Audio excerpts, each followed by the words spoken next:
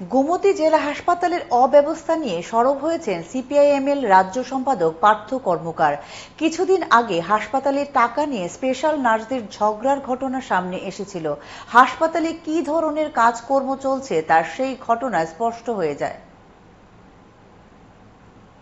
ঠিক একইভাবে আমরা দেখতে পেলাম যে যারা স্পেশাল আউটসোর্সিং যারা নার্স যারা আয়া আছেন তারা এই প্রসূতি বিভাগে সদ্য জন্ম দিয়েছেন মা শিশু এবং যারা সন্তান সম্ভবা মা যারা মেঝেতে শুয়ে আছেন বেডে আছেন এরকম রোগীরা তাদের সামনে তাদের থেকে টাকা নিয়ে এই টাকার ভাগাভাগিতে এক লঙ্কা কাণ্ড সেখানে ঘটেছে। কিছু ছবি আমরা দেখেছি এবং সেখানে রোগীর পার্টির কথা আমরা শুনেছি।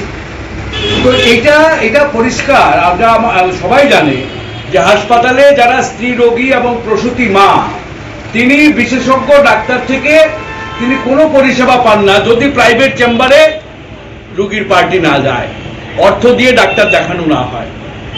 এই যে পরিষেবা ব্যবস্থা গড়ে উঠেছে জেলা হাসপাতালে, যে আজকে যে স্পেশাল আয়াদের যে নেওয়া হচ্ছে আউটসোর্সিং করে সরকার এই যে পলিসিটা ডেভেলপ করেছে, আজকে এর ফলে এরা তো দক্ষ নয়।